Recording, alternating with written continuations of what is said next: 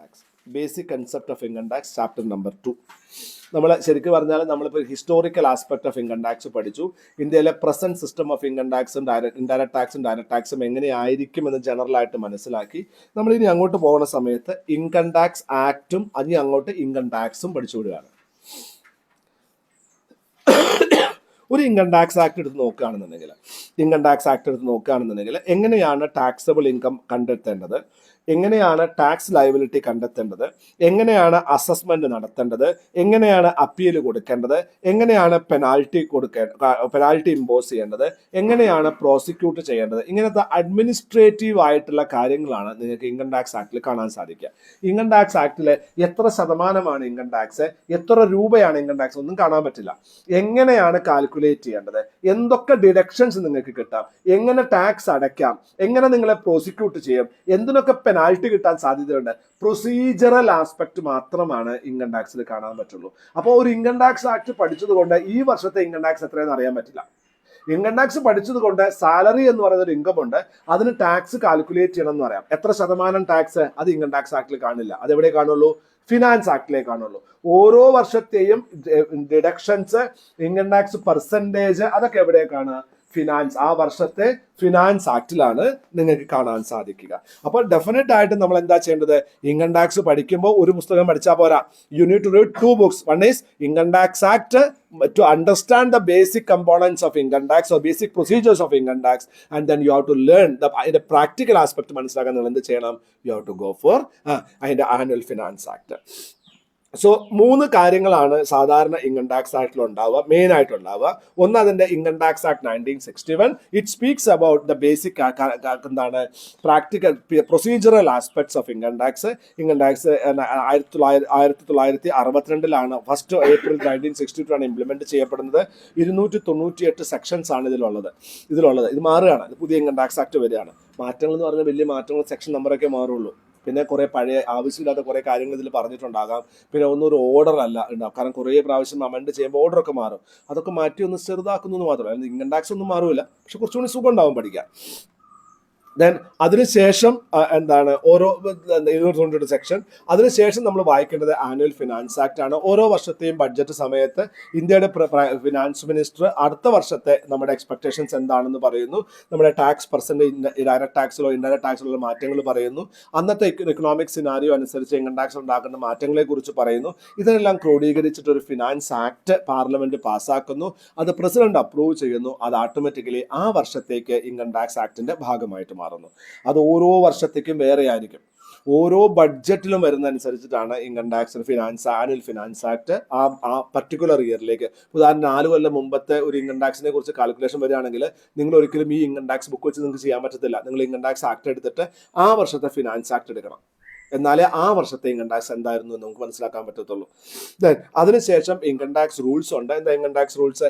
Income tax act എങ്ങനെയാണ് implement ചെയ്യേണ്ടത്, അത് എങ്ങനെയാണ് മനസ്സിലാക്കേണ്ടത് എന്നാണ് ഇൻകം ടാക്സ് റൂളിൽ പറയുക. അതും നിങ്ങൾ വായിക്കേണ്ടതാണ്. പിന്നെ അഡീഷണൽ ആയിട്ട് എന്തുണ്ടായിരിക്കാം, ഗവൺമെന്റ് പല സമയത്തും നോട്ടിഫിക്കേഷൻസ് ഇറക്കാം. അതായത് ചില സമയത്ത് ഒരു നിയമമായിട്ട് കൊണ്ടുവരാൻ സമയമില്ല.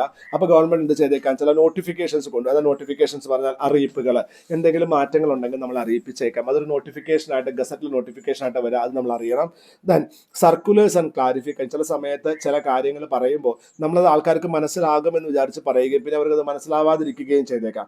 അപ്പോൾ നമുക്ക് എന്ത് ഇഷ്യൂ ചെയ്യേണ്ടി വന്നേക്കാം, ചില സർക്കുലേഴ്സ് അല്ലെങ്കിൽ ക്ലാരിഫിക്കേഷൻസ് ഡിപ്പാർട്ട്മെന്റ് തരും. അതും നമ്മൾ മനസ്സിലാക്കണം.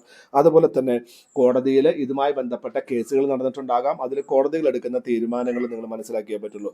ഉദാഹരണം, സുപ്രീം കോടതി എടുക്കുന്ന തീരുമാനമാണെങ്കിൽ ഇന്ത്യയിൽ മുഴുവൻ അപ്ലിക്കബിൾ ആണ്.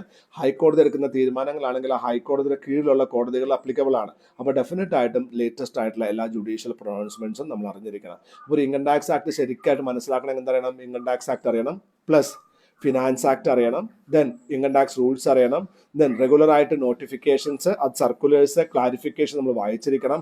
അതുപോലെ തന്നെ ലേറ്റസ്റ്റ് ആയിട്ടുള്ള എല്ലാ ജുഡീഷ്യൽ പൊസിഷൻസും പ്രസിഡൻസും നമ്മൾ അറിഞ്ഞിരിക്കണം. ഫിനാൻസ് ബില്ല് സാധാരണ എന്തിൻ്റെ ഭാഗമായിരിക്കും? ഫിനാൻസ് ബില്ല് നമ്മുടെ യൂണിയൻ ബഡ്ജറ്റിന്റെ ഭാഗമായിരിക്കും. നമ്മുടെ ഫിനാൻസ് മിനിസ്റ്റർ പാർലമെന്റിന് മുമ്പിൽ അത് സമർപ്പിക്കുന്നു. ഈ പ്രാവശ്യത്തെ ഫിനാൻസ് ബഡ്ജറ്റ് നിങ്ങൾ ശരിക്കും വാച്ച് ചെയ്യണം. നിങ്ങളുടെ മുമ്പ് കൂടെ നടക്കുകയാണ്. ദാറ്റ് ലേഡി ഒരു ഇക്കണോമിസ്റ്റാണ്, ഒരു ഭയങ്കര എക്സ്പീരിയൻസ് ഉള്ള ഒരു ഇക്കണോമിസ്റ്റാണ് നിർമ്മല സീതാരാമൻ. ഇന്ത്യയിലെ ഏറ്റവും കൂടുതൽ കാലം വരുന്ന ഫിനാൻസ് മിനിസ്റ്റർ ആയിട്ട് മാറിയവര് അല്ലേ? അപ്പോൾ അവര് already she is doing this work for last 6 months. എന്താ ഈ വർഷത്തെ ബഡ്ജറ്റിനെ കുറിച്ച് ഡിസ്കഷൻ നടന്നുകൊണ്ടിരിക്കുകയാണ്. Now she's every day should watch. Now she is going to have discussion with industry leaders, other political parties എല്ലാം സംസാരിക്കും. അതിനുശേഷം അവർ യൂണിയൻ പാർലമെന്റിൽ അവരെന്ത് ചെയ്യും? ബഡ്ജറ്റ് പ്രസന്റ് ചെയ്യും. ഈ ബഡ്ജറ്റ് പ്രസന്റ് ചെയ്യുമ്പോൾ നമ്മുടെ വരവ് ചെലവ് കണക്കുകൾ ഉണ്ടാവും. അതിനോടൊപ്പം തന്നെ നമുക്ക് വരവുകൾ കൂട്ടുന്നതിന് വേണ്ടിയിട്ട് രാജ്യത്തിൽ ഗവൺമെന്റ് ഉദ്ദേശിക്കുന്ന വളർച്ച ഉണ്ടാക്കുന്നതിന് വേണ്ടിയിട്ട് ഒരു ഫിനാൻസ് ബില്ല് കൊണ്ട് പണം വേണം. ആ പണത്തിന് വേണ്ടി ഒരു ഫിനാൻസ് ബില്ല് കൂടെ അവർ കൊണ്ടുവരും. അപ്പൊ യൂണിയൻ ബഡ്ജറ്റിന്റെ ഭാഗമായിക്കൊണ്ട് ഇന്ത്യയുടെ ഫിനാൻസ് മിനിസ്റ്റർ പാർലമെന്റിൽ കൊണ്ടുവരുന്നതാണ് എന്ത്? നമ്മുടെ യൂണിയൻ ഫിനാൻസ് ബില്ല്. ആ ഫിനാൻസ് ബില്ലിൽ എന്തായിരിക്കും? ധാരാളം റെക്കമെൻഡേഷൻസും സജഷൻസും ഉണ്ടായിരിക്കും. എല്ലാവർക്കും അവർ മെമ്പേഴ്സിന് റെക്കമെൻഡ് ചെയ്യാം, സജസ്റ്റ് ചെയ്യാം. ആ റെക്കമെൻഡ് സജഷൻ കൺസിഡർ ചെയ്യും. അതിനുശേഷം പാർലമെന്റ് അപ്രൂവ് ചെയ്യും. പാർലമെന്റ് എന്ന് പറഞ്ഞാൽ രാജ്യസഭയും ലോകസഭയാണ് parliament. Parliament have 2 components. One is Lok Sabha and Rajya Sabha. ലോകസഭയുടെ ഇംഗ്ലീഷിലെ പേരെന്താണ്? അപ്പർ ഹൗസ് എന്നാണോ ലോവർ ഹൗസ് എന്നാണോ? അത് കാരണം Lok Sabha is upper house or lower house? Lower house ആണ്. അപ്പർ ഹൗസ് എപ്പോഴും എന്താണ്? രാജ്യസഭ. പക്ഷെ നമ്മുടെ നാട്ടിൽ പലപ്പോഴും ഇങ്ങനെയാണ്. ഒരു കമ്പനിയുടെ ഏറ്റവും വലിയ എക്സിക്യൂട്ടീവ് ആരാണ്? ചെയർമാൻ. പിന്നെ ആരാണ്? Managing director. നമ്മുടെ രാജ്യത്തിലെ ഏറ്റവും വലിയ ഭരണാധികാരി ആരാണ്? പ്രസിഡന്റ്. പക്ഷെ രണ്ടാമത്തെ ആളാരാണ്? പ്രധാനമന്ത്രി. ആരൊക്കെ പവർ കൂടുതൽ? അങ്ങനെയാണ് അല്ലെ? ചെയർമാനാണോ മാനേജർ ആർക്കാ പവർ കൂടുതൽ? മാനേജിംഗ് ഡയറക്ടർക്ക്. ഒരു പ്രസിഡന്റിനാണോ പ്രധാനമന്ത്രിക്കാ പവർ കൂടുതൽ? സെറിമോണിയൽ പൊസിഷൻസ് ആണ്. അതന്നെ എനിക്ക് ഇവിടെയും പറയാനുള്ളൂ. ഇവിടെ പേരില് ലോവർ ഹൗസ് ആണ് പാർലമെന്റ്, അപ്പർ ഹൗസ് ആണ് ഇത് രാജ്യസഭയെങ്കിലും തീരുമാനങ്ങൾ എടുക്കാൻ പവർ കൂടുതൽ ആർക്കാണ്? ലോവർ ഹൗസിനാണ് കേട്ടോ. ദെൻ അതിനുശേഷം പാർലമെന്റ് പാസ്സാക്കിയതിന് ശേഷം നമ്മൾ എവിടേക്ക് കൊണ്ടുപോകും? ഇത് പ്രസിഡന്റിന്റെ അപ്രൂവലിന് കൊടുക്കും. പ്രസിഡന്റ് സൈൻ ചെയ്ത് കഴിഞ്ഞാൽ അത് ഫിനാൻസ് ആക്ട് ആകും. അത് എന്നാണോ ഗസറ്റിൽ നോട്ടിഫൈ ചെയ്യുന്നത്, ആ നോട്ടിഫൈ ചെയ്യുമ്പോൾ ഏത് ദിവസമാണ് ഇത് ഇംപ്ലിമെന്റ് ചെയ്യേണ്ടതെന്ന് പറയുന്നത് അന്ന് മുതലാണ് സാധാരണ അതെന്താ ചെയ്യുക? വാലിഡ് ആവുക. But finance bill can be considers. Finance ബില്ലിനെ നമുക്കൊരു അംബ്രല ആക്ട് എന്ന് നമുക്ക് പറയാൻ പറ്റും. എന്താണ് അംബ്രല ആക്ട് എന്ന് പറഞ്ഞാൽ? ഈ ഇൻകം ടാക്സുമായി ബന്ധപ്പെട്ടുകൊണ്ടുള്ള അല്ലെങ്കിൽ ഡയറക്ട് ടാക്സ് ഇൻഡയറക്ട് ടാക്സുമായി ബന്ധപ്പെട്ടിട്ടുള്ള ആ പെർട്ടിക്കുലർ വർഷത്തെ എന്ത് കാര്യങ്ങളും ഇതിലാ പറയാ. ഇൻകം ടാക്സ് ആക്ടിൽ ഒന്നും കിട്ടില്ല ദേവ. നമുക്ക് അതിന്റെ ബേസിക് അണ്ടർസ്റ്റാൻഡിങ് മാത്രമേ കിട്ടുള്ളൂ. പിന്നെ ആ പെർട്ടിക്കുലർ വർഷത്തെ അല്ലെങ്കിൽ ആ പീരീഡിലെ കാര്യങ്ങൾ മനസ്സിലാക്കണമെങ്കിൽ നമ്മൾ എന്ത് പഠിക്കണം? ഫിനാൻസ് ആക്ട് തന്നെ പഠിക്കണം. ദെൻ ഒരു എഫക്റ്റീവ് ഡേറ്റ് സാധാരണ കേസിൽ എന്നായിരിക്കും? അതിൽ ആ ഒഫീഷ്യൽ ഗസറ്റിൽ പബ്ലിഷ് ചെയ്യുന്ന സമയത്ത് വ്യക്തമായിട്ട് പറഞ്ഞിരിക്കും, ആ ആക്ടിൽ പറഞ്ഞിരിക്കും. ജനറലി ഫിനാൻസ് ആക്ടിൽ ഉണ്ടാകുന്ന അമെൻമെന്റുകളൊക്കെ എന്നായിരിക്കും? നെക്സ്റ്റ് ഫിനാൻഷ്യൽ ഇയറിൽ ആദ്യത്തെ വർഷമാണ് ആരംഭിക്കുക. എന്തായാലും ഈ ഫിനാൻഷ്യൽ ഇയർ എന്ന് പറഞ്ഞാൽ എപ്പോൾ തുടങ്ങി എപ്പോൾ അവസാനിക്കും? കൃഷ്ണവേണി, ഫിനാൻഷ്യൽ ഇയർ എപ്പോൾ തുടങ്ങി എപ്പോൾ അവസാനിക്കും? ഒരു കമ്പനിയുടെ ഫിനാൻഷ്യൽ ഇയർ എപ്പോൾ തുടങ്ങി എപ്പോൾ അവസാനിക്കും? ജനുവരി 1 മുതൽ മാർച്ച് 31 ഫെബ്രുവരി 1 മുതൽ ജനുവരി 31 ഏപ്രിൽ 1 മുതൽ മാർച്ച് 31 എന്നൊക്കെയാണ് ചോദിക്കണത്. ലൈക്കറിയില്ല. എന്നോട് ചോദ്യം നോക്കരുത്. I don't like questions. ഏതായിരിക്കും?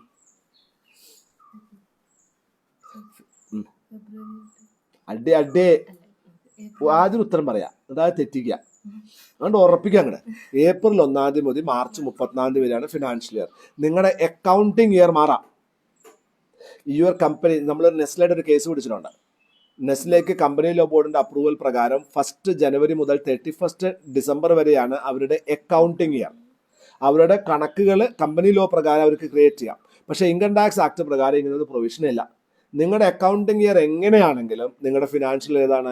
1 ഏപ്രിൽ ടു 31 മാർച്ചാണ്. അതിന് മാറ്റമില്ല. ക്ലിയർ ആണ്? ഓക്കെ. അപ്പോൾ 2 കൺസെപ്റ്റ് ഞാൻ പറഞ്ഞു. അക്കൗണ്ടിങ് ഇയറും പറഞ്ഞു, ഫിനാൻഷ്യൽ ഇയറും പറഞ്ഞു കേട്ടോ. അപ്പോൾ സാധാരണ കേസിൽ അതെന്താണ്? ആ ആക്ട് ഒഫീഷ്യൽ ഗസറ്റിൽ പബ്ലിഷ് ചെയ്യുന്ന സമയത്ത് തന്നെ അത് പറഞ്ഞിരിക്കും. ഇനി ചില സമയത്ത് എന്താ ഉണ്ടാവുക?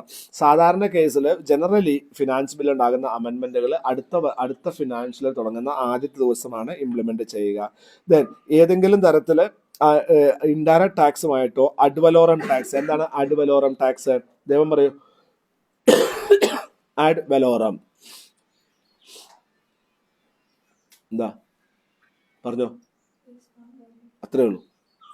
അഡ്വലോറം എന്ന് പറഞ്ഞാൽ ബേസ്ഡ് ഓൺ വാല്യൂ.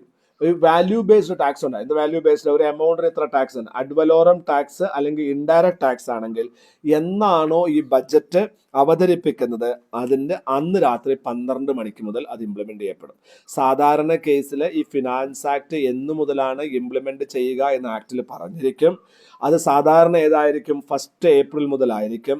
എന്നാൽ ഇൻഡയറക്റ്റ് ടാക്സും അഡ്വലോറം ടാക്സും ആണെന്നുണ്ടെങ്കിൽ എന്നാണോ ബഡ്ജറ്റ് പ്രസന്റ് ചെയ്യണത് അന്ന് രാത്രി 12 മണിക്ക് അതെന്ത് ചെയ്യും? ഇംപ്ലിമെന്റ് ചെയ്യപ്പെടും.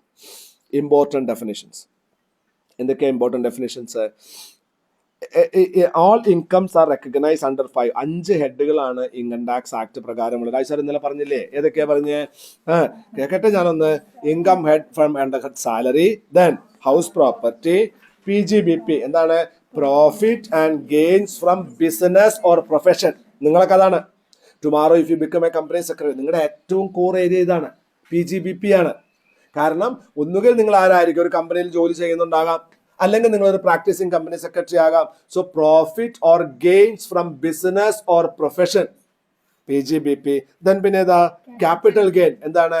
ഒരു ലോങ് ടൈം ക്യാപിറ്റൽ അസറ്റോ ഷോർട്ട് ടൈം ക്യാപിറ്റൽ അസറ്റോ വാങ്ങിയിട്ട് ആ അസറ്റ് വിൽക്കുമ്പോൾ കിട്ടുന്ന വരുമാനം എങ്ങനെ ടാക്സ് ചെയ്യുന്നുള്ളത്. പിന്നെ ഏതാണ്? ഇതല്ലാതെ വേറെ ഏതെങ്കിലും വരുമാനം ഉണ്ടെങ്കിൽ ഇതിലൊക്കെ എന്തൊക്കെ വരും? Income from other. ലോട്ടറി അടിച്ച് എവിടെ വരിക? അതർ സോഴ്സസ് അല്ലെ. അതായത് വേറെ എവിടെയും സാലറി അല്ല, ഹൗസ് പ്രോപ്പർട്ടി അല്ല, ക്യാപിറ്റൽ ഗെയിൻ അല്ല, PGBP അല്ലെങ്കിൽ അതൊക്കെ എവിടെ ചാർജ് ചെയ്യും? Other gain. ആ 5 ഹെഡേ ഉള്ളൂ. ഈ 5 ഹെഡും പഠിക്കണം നമ്മളെ. ഈ 5 ഹെഡും പഠിച്ചാൽ കഴിഞ്ഞു പരിപാടി. Then total income of the previous year. നമുക്ക് ഓരോരുത്തർക്കും എന്താണ്? ചില ഇൻകം ടാക്സ് ആക്ട് പ്രകാരം മാക്സിമം എക്സംഷൻ എമൗണ്ട് ഉണ്ടായിരിക്കും. അതിനെക്കാട്ടിലും കൂടുതൽ വരുമാനം നിങ്ങൾക്ക് പ്രീവിയസ് ഇയറിൽ ഉണ്ടെങ്കിൽ ആ വരുമാനത്തെയാണ് നമ്മൾ അസസ്മെന്റ് ഇയറിൽ ടാക്സ് ചെയ്യുന്നത്. എന്താ പ്രീവിയസ് ഇയർ എന്ന് പറഞ്ഞാൽ? ഏത് വർഷമാണോ നിങ്ങൾക്ക് വരുമാനം ഉണ്ടായത് അതാണ് പ്രീവിയസ് ഇയർ. അതിന്റെ ടാക്സ് കൊടുക്കേണ്ടുന്ന വർഷമാണ് അസസ്മെന്റ് ഇയർ. ഉദാഹരണം, 2025 ഏപ്രിൽ 1 മുതൽ 2026 മാർച്ച് 31 വരെയുള്ള പീരീഡിലാണ് എനിക്ക് വരുമാനം ഉണ്ടായിട്ടുള്ളത് എങ്കിൽ 2026 ഏപ്രിൽ 1 മുതൽ 2027 മാർച്ച് 31 വരെയാണ് അതിന്റെ അസസ്മെന്റ് ഇയർ. അപ്പൊ വരുമാനം ഉണ്ടാക്കിയ വർഷം പ്രീവിയസ് ഇയർ, ആ വർഷമാണ് ഞാൻ വരുമാനം ഉണ്ടാക്കുന്നത്. അതിന് ഇൻകം ടാക്സ് കാൽക്കുലേറ്റ് ചെയ്ത് അടയ്ക്കേണ്ട വർഷമാണ് ഏത്? Assessment year. ക്ലിയർ ആണ്? അപ്പോൾ ഓരോ പ്രീവിയസ് ഇയറിലും നമുക്കുണ്ടാകുന്ന വരുമാനം ഏതെങ്കിലും തരത്തില് മിനിമം ഇത്ര എമൗണ്ടിന് നിങ്ങൾ ടാക്സ് അടയ്ക്കേണ്ടതില്ല എന്ന് ഗവൺമെന്റ് പറഞ്ഞിട്ടുണ്ടെങ്കിൽ ആ എമൗണ്ട് കഴിഞ്ഞിട്ടുള്ള എമൗണ്ടിനെ നിങ്ങൾക്ക് ടാക്സ് അടയ്ക്കുക. ഉദാഹരണം, ഒരു ഇൻഡിവിജ്വൽ ആണെങ്കിൽ 3 ലക്ഷം വരെ ടാക്സ് അടയ്ക്കേണ്ട എന്ന് പറഞ്ഞു എന്ന് കരുതുക. നമ്മൾ സ്ലാബ് ഒന്നും ഞാനിപ്പോൾ പറയില്ല, അതൊക്കെ അപ്ലൈ പറയുള്ളൂ. അങ്ങനെയാണെങ്കിൽ 3 ലക്ഷം രൂപ വരുമാനമുള്ളവർക്ക് എന്തില്ല? ടാക്സ് ഇല്ല. ഇനി അത് 7.5 ലക്ഷം ആണെങ്കിലോ അവർക്ക് ടാക്സ് ഇല്ല. അതിന് കൂടുതൽ വരുമാനമുള്ള ആൾക്കാർ എന്ത് ചെയ്യണം? ഇൻകം ടാക്സ് റിട്ടേൺ ഫയൽ ചെയ്ത് ടാക്സ് അടയ്ക്കണം. അപ്പോൾ മാക്സിമം എക്സംഷൻ ലിമിറ്റ് എത്രയാണോ അതിനേക്കാട്ടിലും കൂടുതൽ വരുമാനം ഉണ്ടെങ്കിൽ നമ്മൾ ടാക്സ്, ഇതാര് പറയും? ഗവൺമെന്റ് ഓരോ ഫിനാൻസ് ആക്ടിലും ഇത് പറഞ്ഞിരിക്കും. സോ ഇൻകം ടാക്സ് ലെവി ചെയ്യാൻ വേണ്ടി നമുക്ക് എന്താണ് അറിയേണ്ടത്? നമുക്ക് പ്രീവിയസ് ഇയർ എന്താണ്, അസസ്മെന്റ് ഇയർ എന്താണ്, ഇൻകം എന്താണ്, ടോട്ടൽ ഇൻകം എന്താണ്, പേഴ്സൺ എന്ന് പറഞ്ഞാൽ ആരാണ്, അസസി എന്ന് പറഞ്ഞാൽ ആരാണ്, റെസിഡൻഷ്യൽ സ്റ്റാറ്റസ് എന്ന് പറഞ്ഞാൽ എന്താണ്, ഇങ്ങനത്തെ കുറേ കാര്യങ്ങൾ നമുക്ക് അറിയേണ്ടി വരും. അതുകൊണ്ട് നമുക്ക് ഓരോ ഡെഫിനേഷനായിട്ട് മനസ്സിലാക്കാം. ആരാണ് പേഴ്സൺ? നമ്മൾ പേഴ്സൺ എന്ന് പറഞ്ഞാൽ നമ്മുടെ മനസ്സിൽ പെട്ടെന്ന് വരാം ഒരു ഇൻഡിവിജ്വൽ ആണെന്നാണ്. അല്ല, പേഴ്സൺ എന്ന് പറഞ്ഞാൽ നിയമപരമായിട്ട് person have A wider meaning, really wider meaning. ആരൊക്കെയാണ് പേഴ്സൺ? ഒരു വ്യക്തിയാകാം, ഒരു മനുഷ്യനാകാം, അല്ലെങ്കിൽ ഒരു കമ്പനി ആകാം, അല്ലെങ്കിൽ ആരാകാം? HUF ആകാം. ആരാണ്? Hindu undivided family, HUF. നിങ്ങൾ ജനറൽ നിയമം പഠിച്ച സമയത്ത് ഹിന്ദുക്കളും ജെയിൻസും സിഖും മാത്രമാണ് HUF വരിക എന്ന് പഠിച്ചിട്ടുണ്ടാവും. പക്ഷെ ഇൻകം ടാക്സ് ആക്ട് അങ്ങനെ ഒരു നിയമമേ അല്ല. ഇൻകം ടാക്സ് ആക്ട് നിങ്ങൾ ആ പഠിച്ച ജനറൽ സോണറിൽ എന്നൊക്കെ പറയില്ലേ നിങ്ങൾ, അതിലുള്ള നിയമമല്ല, അതിൻ്റെ ഡിഫറൻറ്റാ. ഇവിടെ മുസ്ലിം ആണെങ്കിലും ക്രിസ്ത്യൻ ആണെങ്കിലും പലപ്പോഴും എന്തുണ്ടാകാം? അതിന് HUF ആയി കണക്കാക്കി ടാക്സ് അടച്ചിട്ടുണ്ട്. ഈ കേസ് കാസർഗോഡുള്ള അറക്കൽ BVയുടെ കേസിലാണ് ഉണ്ടായിട്ടുള്ളത്. അവിടെ കാരണവർ സിസ്റ്റമാണ് ഫോളോ ചെയ്യുക. ഒരു ഫാമിലിയിൽ കാരണവർ സിസ്റ്റമാണ് ഫോളോ ചെയ്യുന്നതെങ്കിൽ അതുവഴി വരുമാനം ഉണ്ടാക്കുന്നുണ്ടെങ്കിൽ അതിനെ HUF ആയി, ഹിന്ദു അല്ലെങ്കിൽ HUF ആയിട്ട് കണക്കാക്കില്ല ജനറൽ നിയമപ്രകാരം. പക്ഷേ ഇൻകം ടാക്സ് പ്രകാരം അത് HUF ആയി കണക്കാക്കി ടാക്സ് അടയ്ക്കാമെന്ന നിയമമുണ്ട്. HUF ഇൻകം ടാക്സ് ആക്ട് ഒരു entirely different set of act ആണ്, ഡിഫറെൻറ്റ് ടൈപ്പ് ഓഫ് ആക്ട് ആണ് കേട്ടോ. HUF. ദെൻ അതുപോലെ ഫേം ആൻഡ് LLP. ഫേം എന്ന് പറഞ്ഞാൽ എന്താ? പറയൂ, ഫേം എന്താന്ന് പറഞ്ഞാൽ. എന്നാ ഞാനൊരു LLP ചോദിക്കാം.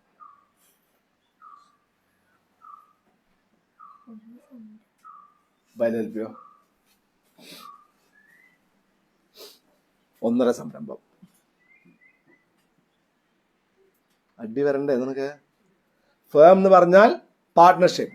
1932 ഇന്ത്യൻ പാർട്ട്ണർഷിപ്പ് ആക്ട് പ്രകാരം ക്രിയേറ്റ് ചെയ്താണെങ്കിൽ ഫേം. അത് 2008 LLP ആക്ട് പ്രകാരമാണ് ക്രിയേറ്റ് ചെയ്തതെങ്കിൽ അതിന് ലിമിറ്റഡ് ലയബിലിറ്റി പാർട്ട്ണർഷിപ്പ്. ദെൻ ഇതിനെയും നമുക്ക് അസസ് ചെയ്യാം. പേഴ്സൺ ആണ് association of persons and body of individual. ഇവിടെ തന്നെ ഒരു ഡിഫറൻസ് പറഞ്ഞ Meera, what is the difference? അവിടെ നോക്കാതിലൊന്നും കയറാം. What is the difference between association of persons and body of individuals? ശരി, നീ നോക്കിയായിരുന്നു മുമ്പ് ഞാൻ ഒന്നും വിളിക്കാട്ടോ, സമ്മതിച്ചു ഞാൻ തന്നെ. അസോസിയേഷൻ ഓഫ് പേഴ്സൺസ് എന്ന് പറഞ്ഞാൽ ഞാൻ ഈ പറയുന്ന പേഴ്സൺസ് ഒക്കെ ഇവരുടെ ഒക്കെ ഗ്രൂപ്പിനെ നമുക്ക് എന്താകാം? അസോസിയേഷൻ ഓഫ് പേഴ്സൺ ആകാം. ബോഡി ഓഫ് ഇൻഡിവിജ്വൽ എന്ന് പറഞ്ഞാൽ ആരാണ്? വ്യക്തികൾ, വെറും ഹ്യൂമൻ ബീങ്സിന്റെ മാത്രം ഒരു ഗ്രൂപ്പിനെയാണ് നമ്മൾ എന്ത് പറയുന്നത്? Body of. മനസ്സിലായാലും ഡിഫറൻസ്? അപ്പോ body of individuals and local authority. എന്താ ലോക്കൽ അതോറിറ്റി? എക്സാമ്പിൾ പറഞ്ഞു എന്താ ലോക്കൽ അതോറിറ്റിയുടെ? ഞാൻ വലിയ ഭീകര ചോദ്യം ചോദിക്കൂല, സിമ്പിൾ ചോദ്യം അമ്മോ, നമുക്കറിയാവുന്നത്. ലോക്കൽ അതോറിറ്റി, നമ്മുടെ നാട്ടിലെ ലോക്കൽ അതോറിറ്റി, ലോക്കൽ അവിടെ ഭയങ്കര മാറ്റങ്ങൾ ഈ വർഷം ഉണ്ടായി.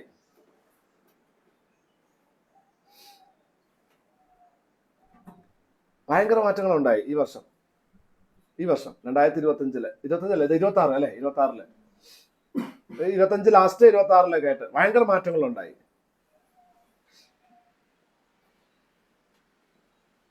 എന്താലോചിച്ച നീ ഇപ്പോ? എന്ത് ആലോചിക്കണേ? ലോക്കൽ അതോറിറ്റി എന്ന് പറഞ്ഞാൽ, ലോക്കൽ അതോറിറ്റി പറഞ്ഞാൽ നമ്മുടെ തദ്ദേശ ഭരണകൂടം. തദ്ദേശ ഭരണകൂടം ഏതാ? മലയാളം. എന്താ മലയാളം അല്ലേ? പറഞ്ഞു അതന്നെ നമുക്ക് നാളെ പഞ്ചായത്ത്, മുനിസിപ്പാലിറ്റി, കോർപ്പറേഷൻ, ഇതിനൊക്കെയാ നമ്മൾ എന്ത് പറയാ? Local authority. പഞ്ചായത്ത് ടാക്സ് അടയ്ക്കണ്ടോ കൃഷ്ണവേണി? പഞ്ചായത്തിന് വരുമാനം ഉണ്ടെങ്കിൽ പഞ്ചായത്ത് ടാക്സ് അടയ്ക്കണം. അവള് പറഞ്ഞില്ലെങ്കിൽ നമ്മൾ വരും. പറഞ്ഞു അയക്കറിയില്ല, ഐ ഡോണ്ട് നോ, ഞാൻ ഇവിടുത്തുകാരനെയല്ല. നീ എന്തിനാ അങ്ങനെ വിശ്വസിക്കണേ ഇല്ലാത്ത കാര്യങ്ങളൊക്കെ? ലോക്കൽ അതോറിറ്റിക്ക് ടാക്സ് ഉണ്ട്. അവിടെ ലോക്കൽ അതോറിറ്റി പേഴ്സൺ ആണെന്ന് പറഞ്ഞത്. ലോക്കൽ അതോറിറ്റിക്ക് ടാക്സ് ഉണ്ട്, പഞ്ചായത്തിന് ടാക്സ് ഉണ്ട്, മുനിസിപ്പാലിറ്റിക്ക് ടാക്സ് ഉണ്ട്, കോർപ്പറേഷൻ ടാക്സ് ഉണ്ട്. ഇവരൊക്കെ ടാക്സബിൾ എൻറ്റിറ്റീസ് ആണ് ഇവര്. അതുപോലെ തന്നെ ആർട്ടിഫിഷ്യൽ ഓർ ജുറിഡിക്കൽ പേഴ്സൺ. സാറേ കമ്പനി ഇവിടെ പറഞ്ഞു, സാറേ LLP ഇവിടെ പറഞ്ഞു, പിന്നെ എന്തിനാ സാറേ ഈ കഥ ഇവിടെ ഒന്ന് പറയുന്നത്? ആർട്ടിഫിഷ്യൽ ജുറിഡിക്കൽ പേഴ്സൺ ഇതല്ലാതെ വേറെ വല്ല ആർട്ടിഫിഷ്യൽ ജുറിഡിക്കൽ പേഴ്സൺ. കാരണം ടാക്സ് നമുക്ക് എവിടുന്ന് കിട്ടിയാലും വാങ്ങും. നീ ആരും രക്ഷപ്പെടാൻ പാടില്ല. എല്ലാവരും പറഞ്ഞു, കമ്പനി വേറെ പറഞ്ഞു, പിന്നെ HUF വേറെ പറഞ്ഞു, ഫേം വേറെ പറഞ്ഞു, LLP വേറെ പറഞ്ഞു, അസോസിയേഷൻ ഓഫ് പേഴ്സൺ വേറെ പറഞ്ഞു, ബോഡി ഓഫ് ഇൻഡിവിജ്വൽസ് പറഞ്ഞു, ലോക്കൽ അതോറിറ്റി പറഞ്ഞു. ഇനി ആരെങ്കിലും വേറെ വല്ല രൂപത്തിലും ഒടിയന്മായം വരികയാണെങ്കിൽ അതും കൂടി ഇവിടെ പറഞ്ഞു. എന്താ പറഞ്ഞ? Artificial juridical person. അത് കഴിഞ്ഞു. ഇനി കമ്പനി എന്നുള്ള ഡെഫിനേഷൻ നോക്കാം. കമ്പനി ബാക്കി ഞാൻ പറഞ്ഞതാ. കമ്പനി എന്നുള്ള ഡെഫിനേഷനിൽ ഏതൊക്കെ കമ്പനികൾ ഉൾപ്പെടും? മറിച്ചോ അടുത്ത പേജിൽ ഉണ്ടാവും. കമ്പനി എന്നുള്ള ഡെഫിനേഷൻ കണ്ടില്ലേ? ഡെഫിനേഷൻ അല്ലേ കമ്പനിയുടെ? എവിടെയുണ്ട്? ഞാനും ഞെട്ടി, പുസ്തകം മാറിയാണ്. കമ്പനി എന്നുള്ള ഡെഫിനേഷൻ. കമ്പനി പറഞ്ഞാൽ എന്താണ്? Indian company, foreign company. Then അതുപോലെ തന്നെ എന്താണ്? Any institution, association, body which is or was accessible or was assessed as A company for any assessment year. 1922 Indian tax act പ്രകാരം കമ്പനിയായിട്ട് ഏതിനെയെങ്കിലൊക്കെ അസസ് ചെയ്തിട്ടുണ്ടെങ്കിൽ അതിനെയും നമുക്ക് എന്ത് പറയാം? കമ്പനി എന്ന് പറയാം. അതായത് ഇന്ത്യൻ കമ്പനി ആകാം, 2013 കമ്പനീസ് ആക്ട് പ്രകാരമോ 956 കമ്പനീസ് ആക്ട് പ്രകാരമോ ഇന്ത്യക്ക് പുറത്ത് ഇൻകോർപ്പറേറ്റ് ചെയ്തൊരു കമ്പനി ആയിരിക്കാം. അതല്ലെങ്കിൽ 1922 ഇൻകം ടാക്സ് ആക്ട് പ്രകാരം കമ്പനിയായിട്ട് ടാക്സ് ചെയ്തിട്ടുള്ള ഒരു കമ്പനി ആയിരിക്കാം. ദെൻ എനി ഇൻസ്റ്റിറ്റ്യൂഷൻ അസോസിയേഷൻ, ഇനി ഇതല്ലാതെ വേറെ ഏതെങ്കിലും ഒരു അസോസിയേഷൻ ഒരു ഇൻസ്റ്റിറ്റ്യൂഷനെ CBDTക്ക് തോന്നുകയാണ് ഇത് കമ്പനി ആയിട്ട് ടാക്സുകൾ പറഞ്ഞാൽ അവനൊന്നും രക്ഷയില്ല, അവരങ്ങ് തീരുമാനിച്ചു കമ്പനിയാണത്. അപ്പൊ കമ്പനി ആരൊക്കെയാണ്? Indian company, foreign company, 1922 income tax act പ്രകാരം കമ്പനി ആയിട്ട് അസസ് ചെയ്ത ആൾക്കാര്, ഇതല്ലാതെ വേറെ any other organisation or institution which is prescribed as company by CBDT. That's all. Then firm എന്ന് പറയാൻ നിങ്ങൾക്ക് അറിയാം. ഫേം എന്ന് പറയുന്നത് എന്താണ്? 1932 ഇന്ത്യൻ പാർട്ട്ണർഷിപ്പ് ആക്ട് പ്രകാരം രജിസ്റ്റർ ചെയ്ത ഫേം അല്ലെങ്കിൽ ഇൻകോർപ്പറേറ്റ് ചെയ്ത ഫേം. It includes LLP. ഇതിലെന്തുണ്ട്? 2008 LLP ആക്ട് പ്രകാരമുള്ള LLP ഉണ്ട്.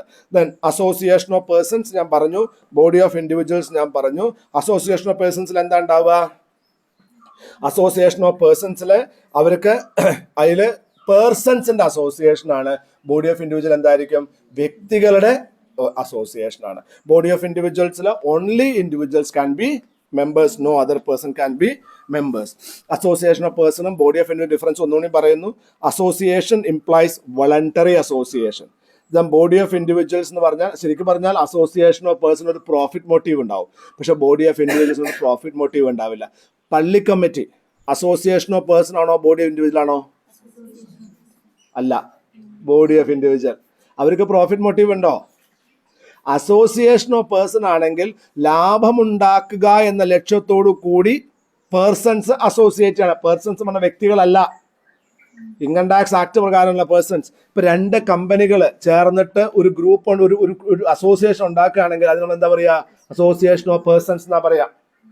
വേറെ എവിടെയും രജിസ്റ്റർ ചെയ്യാത്ത രീതിയിൽ 2 കമ്പനികൾ ചേർന്നിട്ട് ഒരു പുതിയ വെഞ്ചർ സ്റ്റാർട്ട് ചെയ്യണമെന്ന് കരുതാം. മാരുതി പ്ലസ് സുസുക്കി ഒരു അസോസിയേഷൻ ഓഫ് പേഴ്സൺ ആണ്.